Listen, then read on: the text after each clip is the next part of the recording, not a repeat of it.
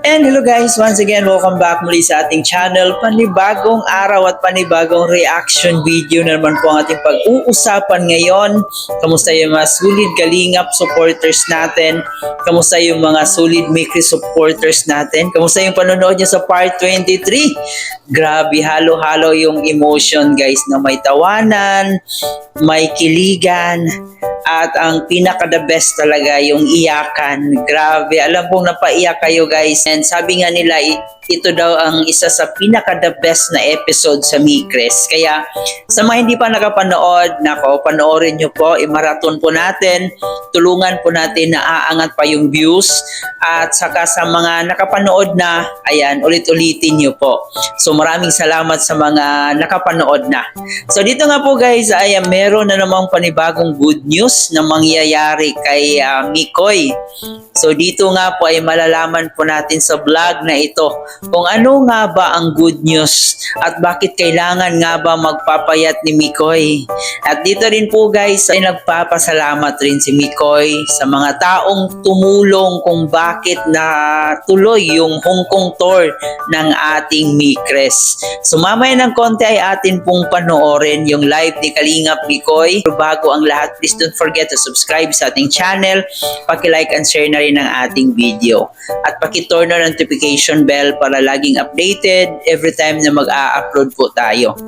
At higit sa lahat guys, ating suportahan ang ating nag-iisang ama ng Kalingap na si Kuya Bal Santos Matubang, Ate Edna Vlog in Kalingap Rab. Suportahan din po natin ang ating Keyboys, Kalingap partners, mga charity vloggers sa Pilipinas na tumutulong sa ating mga kababayang mahihirap. Huwag nating kalimutan. At nandyan din po yung makasama nating Kalingap reactors, hindi yan mawawala. Suportahan po natin yung mga nagko-content sa Kalingap guys. So ito guys, panoorin man natin at saka tayo magbigay pa ng ating opinion pagkatapos sa video clip na ito. Sobrang dami ng tao sa HK. Ate Singkit, hello. Grabe, tumaba ako. Lamok. Nasa Pilipinas na talaga ako, may lamok na eh.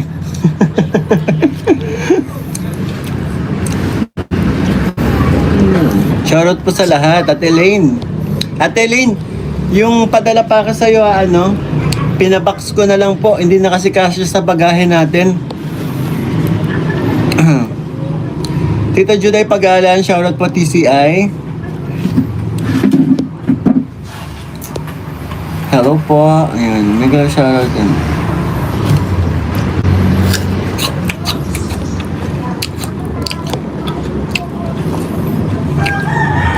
Halata naman sa pisngi mo tumaba ko. Pati tiyan.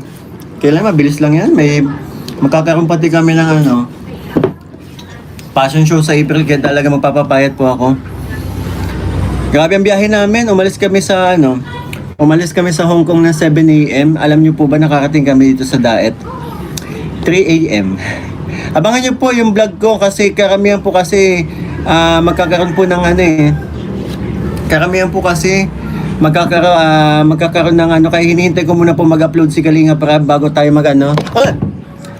mag-upload ng vlog ko sa HK po. Wala akong solo vlog po dun eh. I mean, pero para siguro po hindi magkaroon ng conflict, hintayin ko na lang po mag-upload muna si Kalingap Rab ng mga kaganapan. Saka ako mag-upload ng mga kaganapan ko po sa HK. Ako di ko maisa-isa sa inyo. Dami ko na-meet, nagmamahal sa amin supporters. Ako miss ko na sila as in.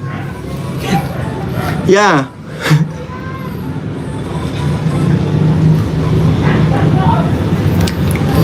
Sabi ng nga po, sa camera mataba ako tingnan pero sa personal payat po ako.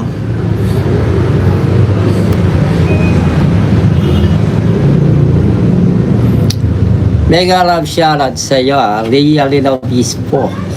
Julie Kesto, hello, shoutout Julie Kesto.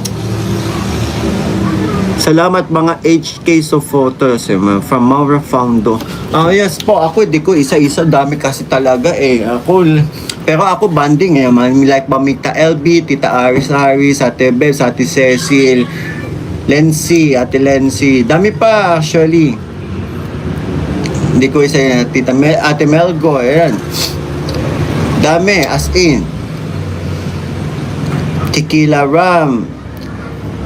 Ma'am Ate Joyce. Seth. Sino Joyce pa? Abela. Basta Shout dami nila, sobra. Ako di ko isa-isa, syempre. Ang dami, MRL Armies. Diba? Ate Cecil. Oh, si Ate Cecil. Ate Cecil. Meron pa dami. Hindi ko isa-isa yun. Si ate yung magaling sumayaw. Oo, Ate Bing. Ah. Si Ate Bing. Yung kasama mo pa TikTok. Mubi, admin Mubi. Ate Mubi. Kaya Ate Bing yun. So yun na nga po guys, no, nandito na po sa Pilipinas ang Mikris ngayon. So nakauwi na po sila. So ito na nga po, nakapag-live po siya. At dito rin po guys ay marami ang nakapansin na parang tumaba daw si Kalingap Mikoy. Lumaki daw yung pisngi. So sabi naman niya dito ay wag daw mag-alala yung mga viewers kasi mabilis lang daw naman siya pumayat. At na-share din niya dito na meron pala siyang modeling this coming April. So kailangan talaga niyang magpapayat. So yun, merong good news po ang Mikres or especially dito kay Kalingap Mikoy kasi panibagong racket na naman ito sa kanya. And syempre, pera na naman, no? Blessings na naman.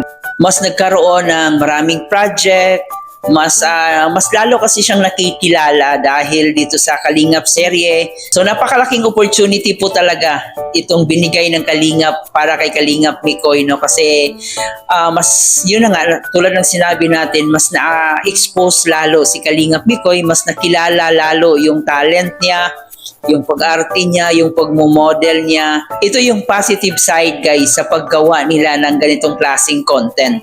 At nagpapasalamat rin po siya sa mga taong tumulong sa kanila kung bakit natuloy yung tour to Hong Kong, no? So nagpapasalamat siya especially sa mga solid Mikris supporters, yung mga sumuporta talaga, yung mga sponsors na hindi nang iwan simula nung nagsimula yung Mikris. Hanggang ngayon, grabe, nandyan pa rin po yung mga solid Mikris supporters.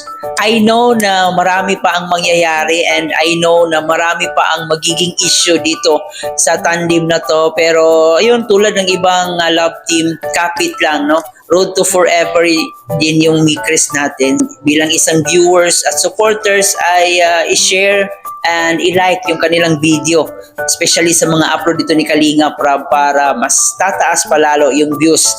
Kasi yung kita dito ay mapupunta naman po yan sa mga beneficiary ni Kalingap Rab. At syempre dito sa pabahay kay Krista. So yun nga po guys, sabi ni Kalingap Mikoy din dito ay may aabangan din po tayo sa kanyang personal vlog. Siguro kasama niya dito si Krista. Mag-a-upload daw po siya after mag-upload ni Kalingap Rab. Sa ngayon kasi ay 1 day pa po mula nung nag-upload si Kalingap Rab, kaya siguro mga 2 days or 3 days after ay i-upload rin ni Kalingap Miko yung kaniyang vlog doon sa Hong Kong.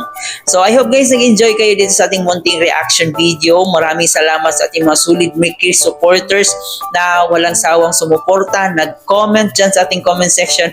Maraming salamat. Shout out po sa inyong lahat. Hindi ko man kayo maisa-isa guys, pero marami pong salamat. Once again guys, Chloe TV, thank you for watching.